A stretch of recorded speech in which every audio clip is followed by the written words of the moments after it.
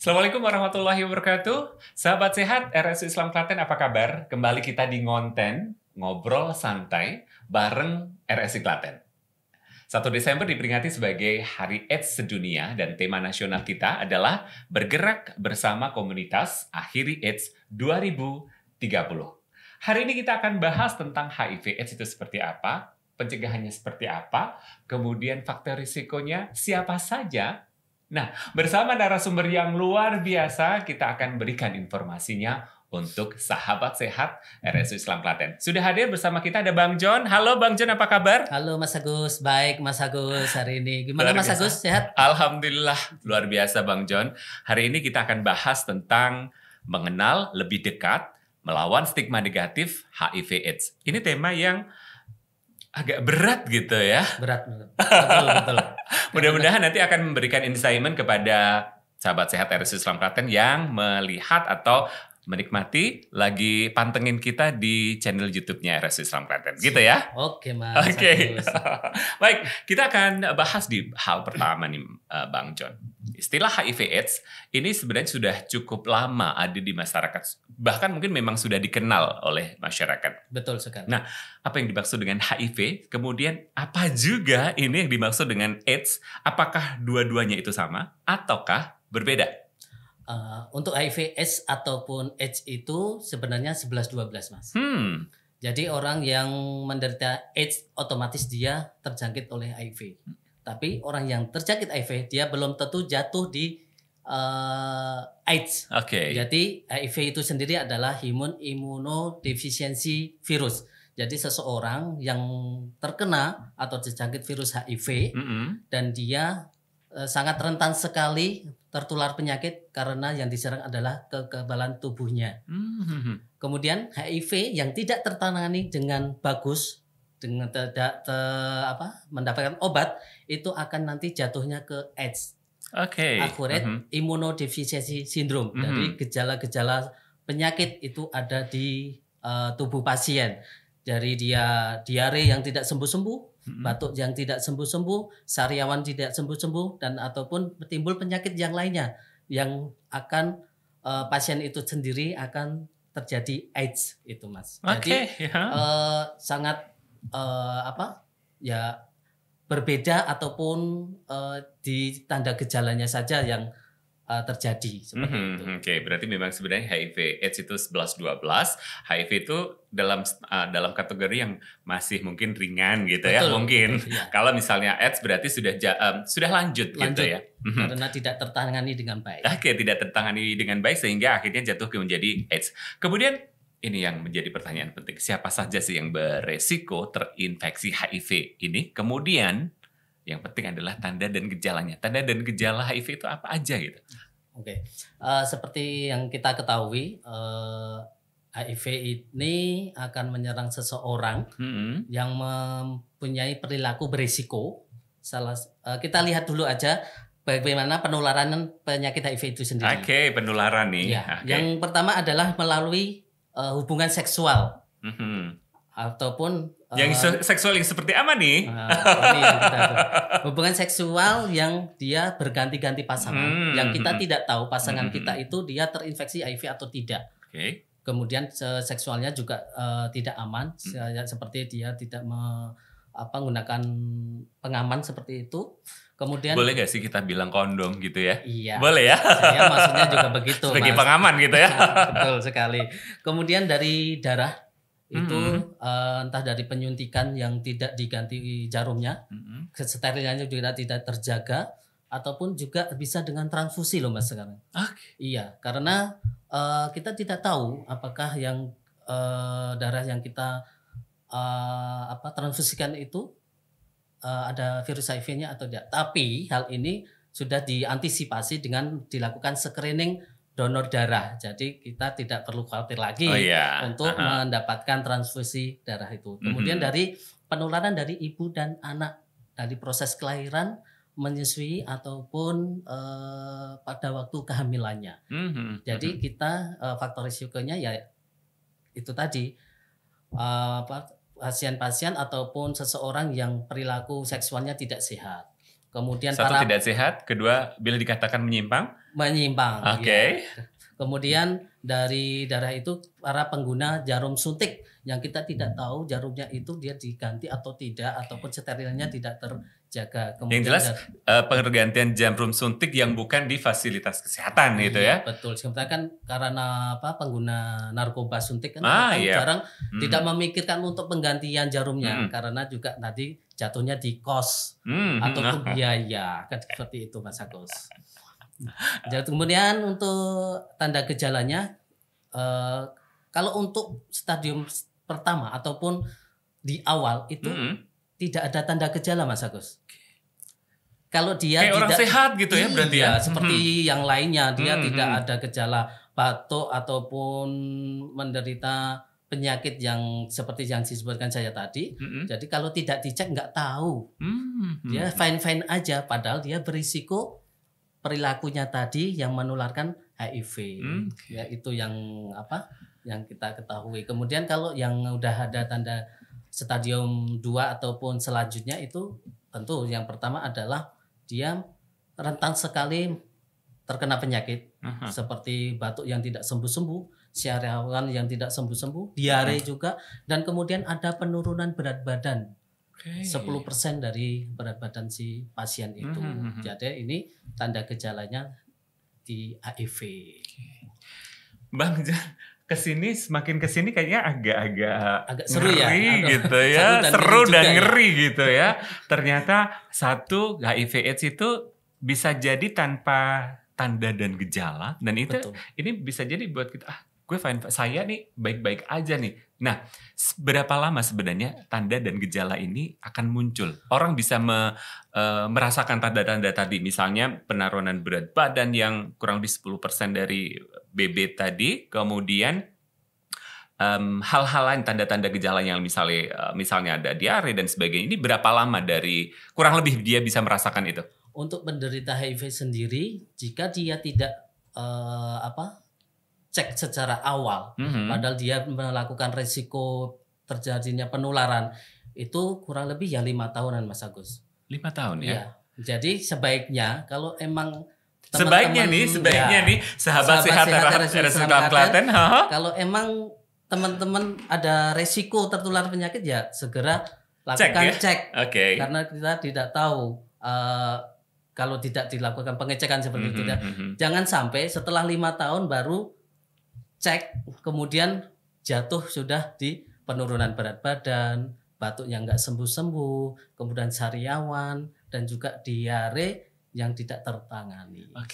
Insightment banget Pak.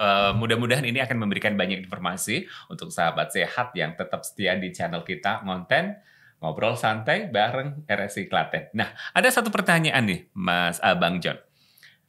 Kalau stigma di masyarakat nih bersentuhan dengan pasien HIV/AIDS itu sebenarnya berisiko nggak sih? Karena takutnya dia sudah diketahui nih misalnya sebagai salah satu penderita HIV/AIDS, terus dikucilkan nih misalnya masyarakat. Dengan bersentuhan itu sebenarnya berisiko nggak sih kita tertular dengan beliau gitu? Untuk penularannya sendiri maksud tadi yang sudah saya sampaikan bahwa penularannya adalah melalui hubungan seksual atau cara yang seksual, kemudian darah, kemudian dari jarum ibu suntik tadi, ke anak. Jadi selain itu ya tidak menularkan Mas Agus. Jadi kita jangan takut bergaul ataupun berteman dengan yang dalam tanda kutip yang terjangkit HIV seperti orang dengan HIV/AIDS. Ya kita perlakukan dia seperti yang lainnya. Toh juga untuk penularannya sendiri tidak segampang yang kita bayangkan kok. Kalau dulu emang stigmanya masih tinggi ya Mas Agus ya. Sampai mohon maaf nih, kasur, kemudian pakaiannya, kemudian alat yang digunakan para penderita HIV ini sampai dibakar semelangi loh, nulari kita kan gitu. Padahal itu salah. Padahal orang salah besar Mas Agus. Jadi kita untuk salaman, untuk berciuman, mohon maaf ya. Kan kita suami istri kan juga tidak menutup kemungkinan juga. Dia harus sampai titik nanti. Kalimatnya harus sampai titik gitu kan. Ciuman, kemudian tidur bareng dalam tanda kutip berdampingan. Hubungan yang sah gitu ya. Muhrim yang jelas. Ya. Kadang kita juga bermain dengan yang teman kita kalau pas nginep itu kan apa camping gitu kan juga kita tidur bareng kalau ya. dalam tanda kutip yang nggak ada hubungan yang negatif kan. Oke. Iya. Kemudian renang bareng, makan tempat makan yang dipakai para penderita HIV/AIDS kemudian kita gunakan bekasnya juga gitu ya. Itu juga nggak menularkan Mas. Oke. Iya. Baik, menarik ini kalau tadi kita agak-agak ngeri-ngeri gitu kan tentang tanda dan gejala, tapi ternyata penularannya tidak seperti yang kita bayangkan, tidak mudah seperti itu. Oke, ini satu yang menarik juga kondisi situasi HIV/AIDS di Kabupaten Klaten itu seperti apa sih Mas? Ini banyak yang penasaran nih sebenarnya. Okay. Untuk di Kabupaten Klaten sendiri itu ada peningkatan Mas Agus. Iya. Jadi kita beberapa minggu kemarin di bulan Oktober itu bukan saya yang diundang, tapi teman saya. Oh gitu. Untuk Oktober kemarin kita ketemu dengan KPA, Komisi Penanggulangan AIDS. Okay. Kemudian dengan KPA. Ada dua ya berarti KPA Komisi Perlindungan Anak. Ada anak ya. Ada, tapi ini yang untuk AIDS. Oh gitu. Ya, itu menyampaikan bahwasannya di Kabupaten Klaten sendiri itu ada peningkatan. Iya, ada beberapa daerah sih yang notabene capaian atau cakupan ataupun penderita HIV yang mengalami kenaikan seperti itu. Berarti memang apakah harus disebutkan ini? Enggak perlu ya? Enggak ya, enggak. Yang jelas ada peningkatan dan kita harus waspada. Waspada atau enggak sih kalau seperti ini? Yang perlu diwaspadai adalah peningkatan kasus LSL Mas Agus. LSL agak susah nih, laki kalau apa tadi? Secara umumnya yang homoseksual. Ini sama dengan LGBT kah? Sama. Iya. Oke. Berarti yang diwaspadai adalah jumlah capaian kasus LSL ataupun homoseksual ataupun LGBT yang di daerah Kabupaten Klaten terutama. Kira-kira berapa persen? Kira-kira nih dari tahun sebelumnya mungkin atau dari kurang lebih dari waktu ke waktu itu peningkatannya cukup signifikan atau naik? Kalau dibilang signifikan bisa Mas Agus karena ini juga sebagai perhatian terutama di Kabupaten Klaten untuk penanganan kasus LSL ataupun homoseksual ini harus segera dikendalikan. Keren. Nah, kita akan bicara tentang kalau tadi tentang tanda gejala, kemudian ketika terinfeksi HIV itu tanda dan gejala memang lama, kemudian penularannya sih seperti apa? It's okay ya, sudah kita sampaikan. Siap. Berikutnya, pencegahan HIV/AIDS ini seperti apa ya? Apa yang bisa kita lakukan?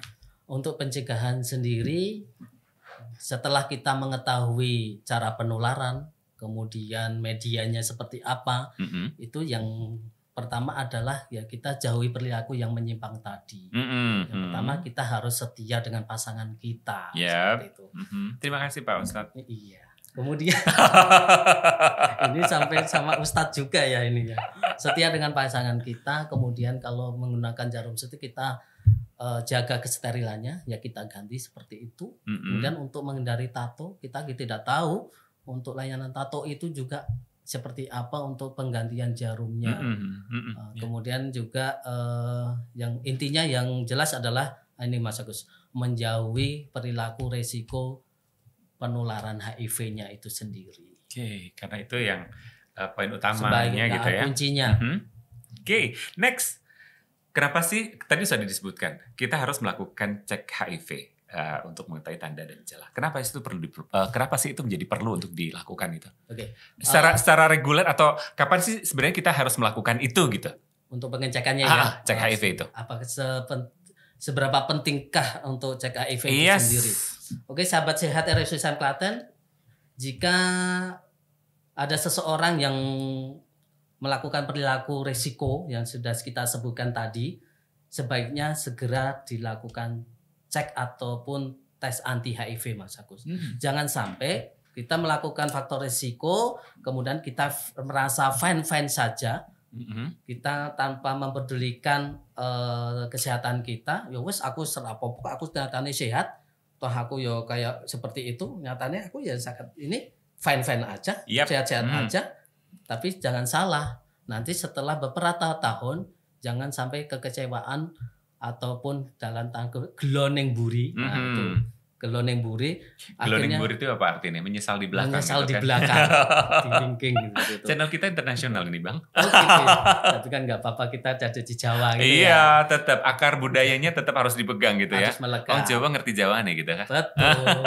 Kemudian jangan sampai menyesal di belakang. Jadi setelah kita mengalami penurunan berat badan, kemudian kok penyakit saya nggak sembuh-sembuh, itu jangan sampai baru kita cek akhirnya lah kok aku kok HIV seperti itu. Jadi kalau teman-teman semua sahabat sehat RSUI Islam Klaten, jika merasa berperilaku menyimpang, berisiko tertularnya HIV, ayo segera tes untuk melindungi diri kita apakah kita terjangkit HIV atau tidak.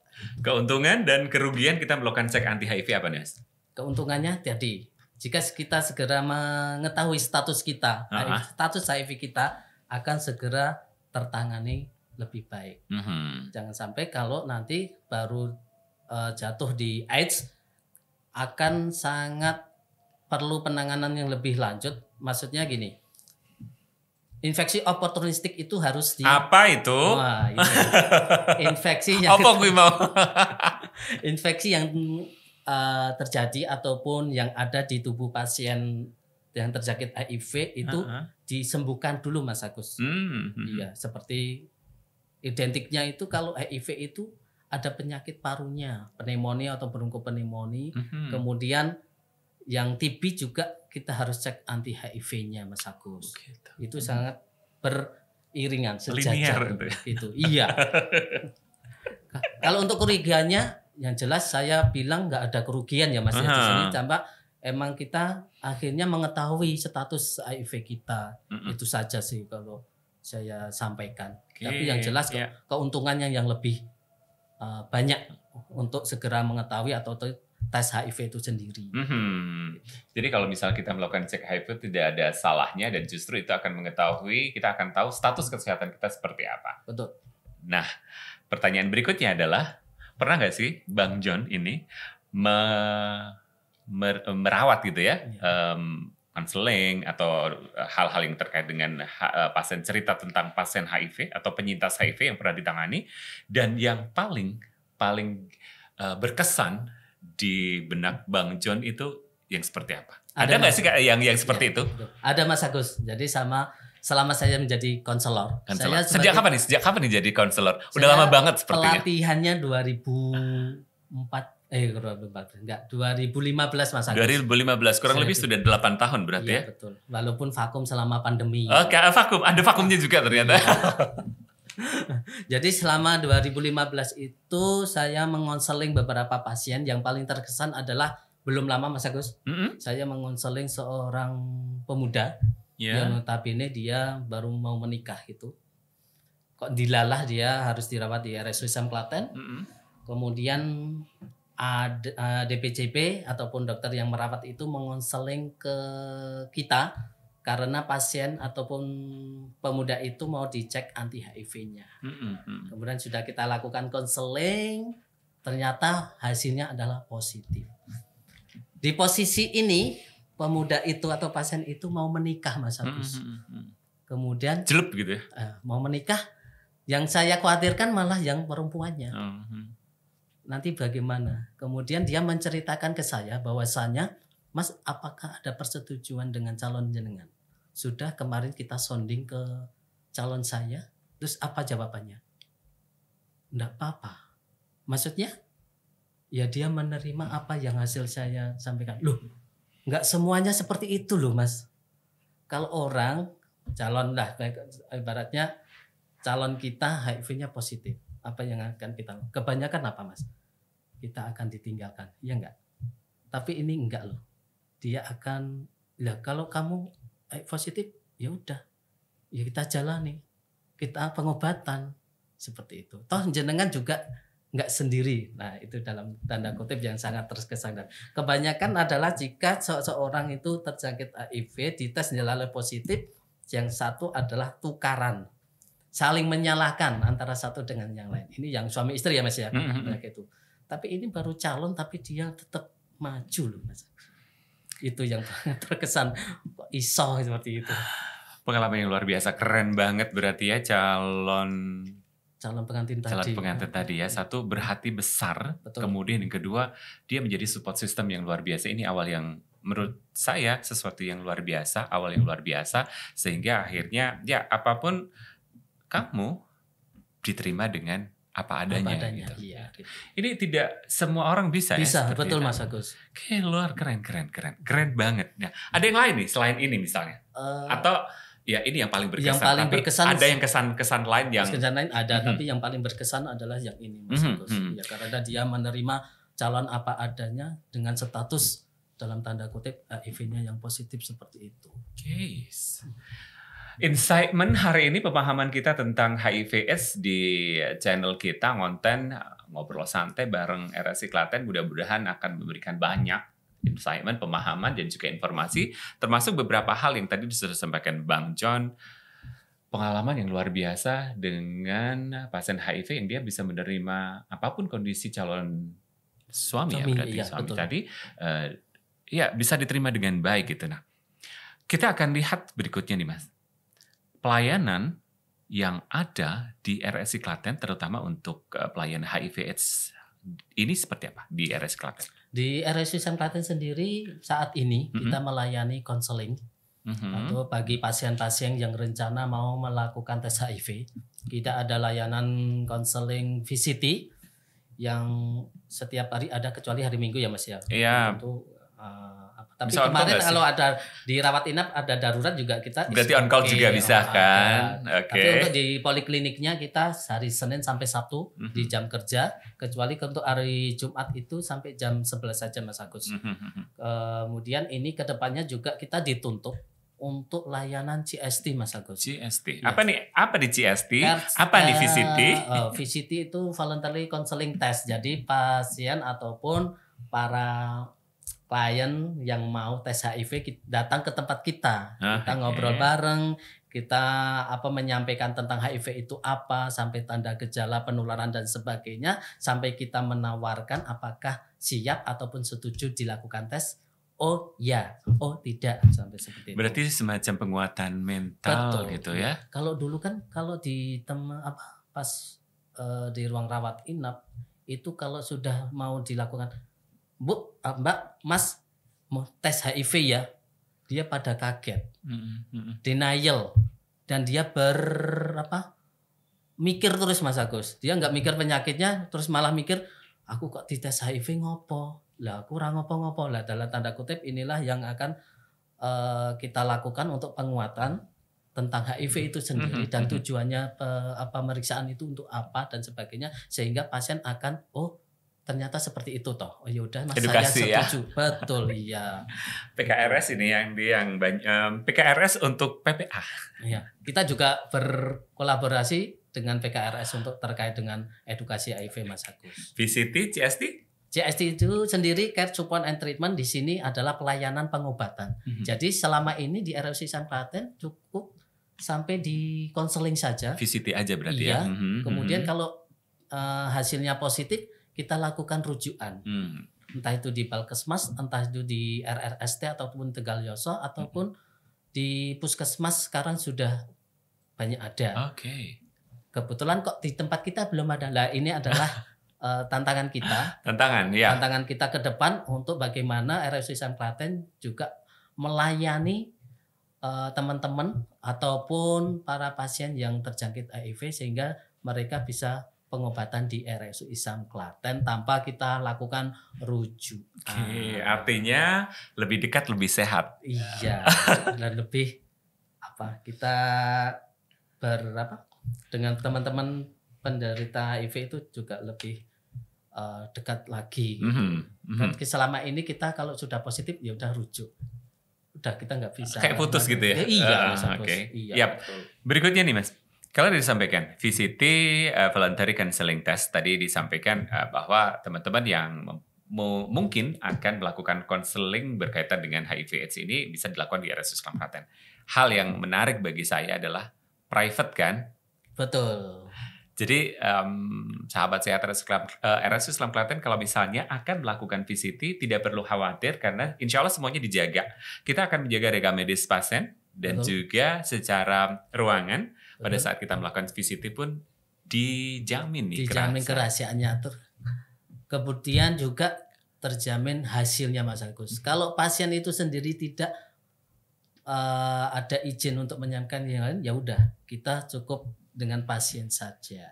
Karena kita pernah juga Mas Agus bersinergi ibaratnya ontok-ontokan gitu. Orang tuanya pengen mengetahui penyakit anaknya. Padahal anaknya sendiri, pasien sendiri tidak mau menyampaikan hasilnya. Itu adalah tantangan kita juga sebagai konselor untuk pasien bisa membuka statusnya karena mereka juga butuh dalam tanda kutip dukungan juga untuk support sistemnya selama menjalani pengobatan. Artinya nggak usah khawatir ketika melakukan konseling di RSU Islam Klaten, insya Allah kerahasiaannya dijaga. Gitu. Oke, kita pertanyaan audien ini Bang John, pertanyaan yang sudah disampaikan lewat kita dari beberapa netizen. Oke, ada dua nih. Bila ada keluarga yang terinfeksi HIV, apa yang harus dilakukan? Misalnya, apakah alat makan harus dipisah? Ini sudah dijawab tadi ya. Jadi, bila ada keluarga yang terinfeksi HIV, apa yang harus dilakukan? Jika keluarga kita terkena HIV, yang jelas adalah kita melakukan dukungan kepada pasien itu sendiri Mas Agus karena social support gitu ya, support system ya. Support system kita motivasi edukasi ke keluarga yang lain untuk mendukung apapun mensupport selama pengobatan karena HIV itu sendiri pengobatannya seumur hidup Mas Agus.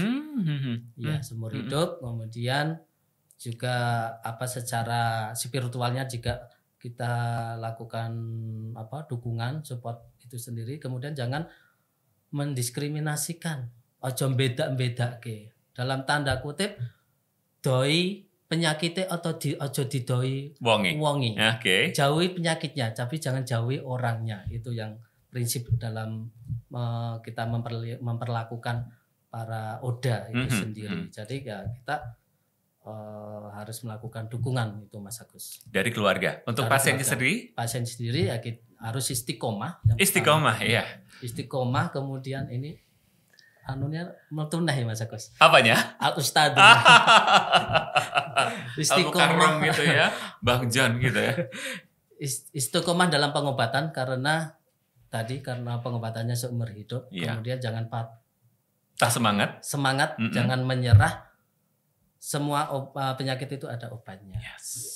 Prinsipnya adalah apakah HIV itu bisa disembuhkan? Ini ada pesan dari Dr. Endang juga. Dia melakukan HIV itu sembuh orang. Iso. Dalam tanda kutip bisa sembuhnya adalah virus ini dia tidak mampu menginfeksi pasien. Dalam tanda kutip dia tertidur, dia lemah untuk menginfeksi. Jadi kekebalan tubuhnya dia tetap bagus. Jadi dengan ARV yang secara rutin, kemudian patuh, kemudian support sistemnya juga terjaga sehingga dia mampu hidup seperti dengan yang lainnya. Seperti orang yang sehat gitu ya. Iya, gitu Mas Agus. Oke. Bagaimana cara mengurangi stigma negatif terhadap orang dengan HIV/AIDS ini dari kacamata Bang John seperti apa, Bang? Untuk saat ini alhamdulillah sudah ada pengurangan ya Mas Agus. Diskriminasi nggak seperti yang dulu. Tapi ya tetap ini kita lakukan terus menerus. Jangan sampai dalam tanda kutip tenaga kesehatan aja kok mendiskriminasikan pasien HIV, apalagi orang awam. Jadi kita sebagai tenaga kesehatan, entah itu medis ataupun non medis, kita harus memberikan contoh bahwasanya orang yang terjangkit HIV itu juga sama seperti yang lain, yang diperlakukan seperti yang lain, seperti itu. Jangan membeda-bedakan. Seperti di pendaftaran juga, ini penyakit HIV, wah aku harap layani, jangan seperti itu. Jadi kita tunjukkan kepada mereka bahwasanya kita adalah juga sama dalam tanda kutip, jangan HIV, hepatitis dan ini penyakit apa? Ya kita samakan mereka karena mereka adalah klien kita yang membutuhkan kita seperti itu. Kemudian juga tadi dengan HIV sendiri itu penularannya juga tidak semudah yang kita bayangkan gitu loh. Kalau kita mengenali HIV, kalau kita mengenali tanda gejala dan cara penularannya HIV, jadi kita tidak perlu takut untuk bersua atau berjumpa atau melayani pasien-pasien yang terkena HIV gitu Mas Agus. Oke, berarti adalah kenali tanda dan gejala serta pencegahannya. Oke, hari ini kita bahas tentang mengenal lebih dekat melawan stigma negatif HIV/AIDS. Closing statement nih Bang untuk podcast kita hari ini. Lindungi anak bangsa kita dari pengaruh LGBT. Keren. Karena ini tema lokal ya? Tema lokalnya. Tema Klaten gitu ya? Okay. Lindungi anak bangsa kita dari pengaruh LGBT. Kemudian dengan cara apa?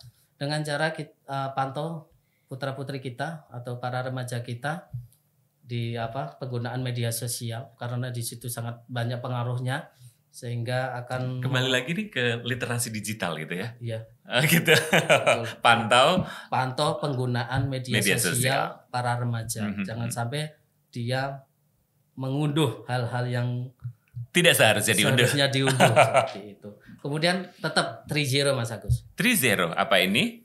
0 kasus baru terinfeksi HIV, kemudian 0 kematian HIV, kemudian 0 diskriminasi para penderita HIV. 0 kasus, 0 kematian, 0 diskriminasi. Ya, keren banget, luar biasa hari ini ya.